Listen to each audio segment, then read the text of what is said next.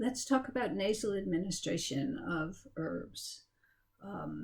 I always heard when I was in school that they would blow a powder up an unconscious person's nose, but nobody ever really discussed how was that done or what kind of formulas or did it work or any of the details. And so at some point I decided to research that. There's a really famous formula called Tōngguān Sǎn, which is this one of the main revival formulas. It was originally for somebody who had hanged themselves or been hanged, that maybe they're not dead yet and you're trying to revive them.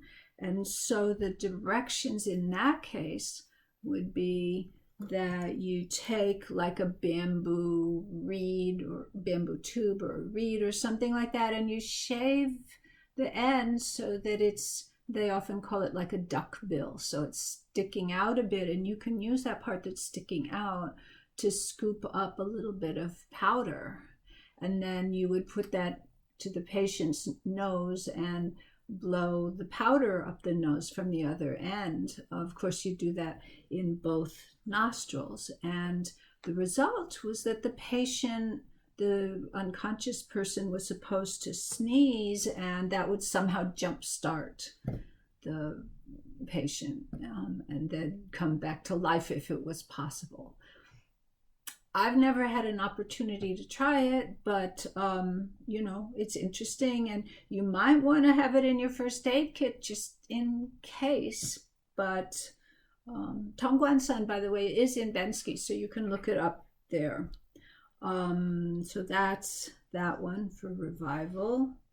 Some years ago, Henry McCann, who's a really amazing practitioner from New Jersey or the New York area, came to Los Angeles where I live, and we already knew each other through the internet, and so we met up and he gave me some Chinese snuff. So apparently snuff is a thing in China, even in the Qing dynasty, even a couple hundred years ago. And some Chinese snuffs have tobacco blended with herbs, and other Chinese snuffs are without tobacco and are just herbs. And even today, you can find in big cities shops that are just for various kinds of snuff, and they have different mixtures for different things. One might be to kind of wake you up and give you a boost, and another might be to calm you down, or another, they all had different herbs, and so they had different functions, but they also are for pleasure because some people enjoy it. So I never thought about this, and I'm always interested in like new methods of using herbs. So I explored this topic of nasal administration after that, and so here's the little jar of Chinese snuff that he brought me. It definitely will wake you up. This one, the cap is not coming off. Let's see. I haven't decided if I really like it or not, but the way that you would use it is that you would take a small amount and you would put it on the region of Li4, which is also called the tiger's mouth, hukou, and then you would snort it just like, almost like you were doing drugs or something. Whew. There's some like, I don't know, Zheng Nao in it or something like that, some camphor. Woo. And it may make you sneeze, it may not make you sneeze. Sneezing is okay. There's nothing wrong. Sneezing is kind of half expected. And I really feel my nose like opening up. You may have seen, some people collect little Chinese snuff jars. And so, of course, the antiques are really expensive, but there, are modern people who paint the jars on the inside and make various kinds of replicas. These were, I think my mother gave me these. This actually has a little scoop spoon to like get the snuff out, but it's made of plastic, so obviously this is a replica. but they're kind of cool looking. Anyway, doing research, I found out that there are herbal formulas that are not made like a snuff for pleasure, but that are made purely for treating nasal disorders or treating maybe eye disorders, or for kind of awakening a sluggish brain, opening the orifices.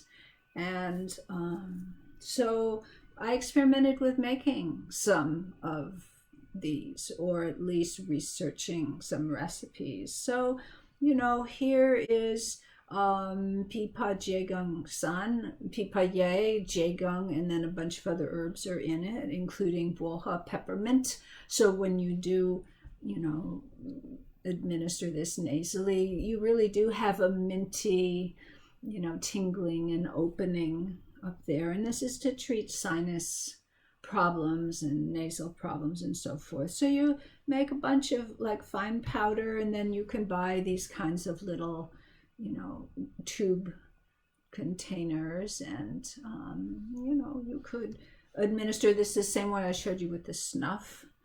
And so that's one way of treating the nose topically.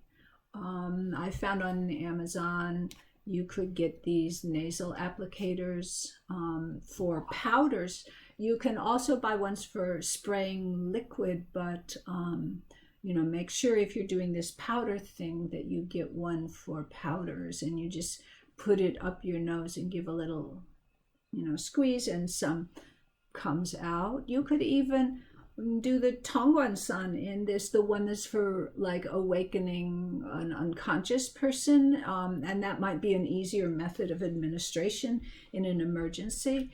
But you kind of have to put a fairly large amount of powder in it, and so you don't need that much powder. You only need like 1 dose in each nostril. If it doesn't work, it's not going to work. So it would kind of be wasteful, because you wouldn't want to use this applicator on more than one person. But anyway, so that's something you could play with.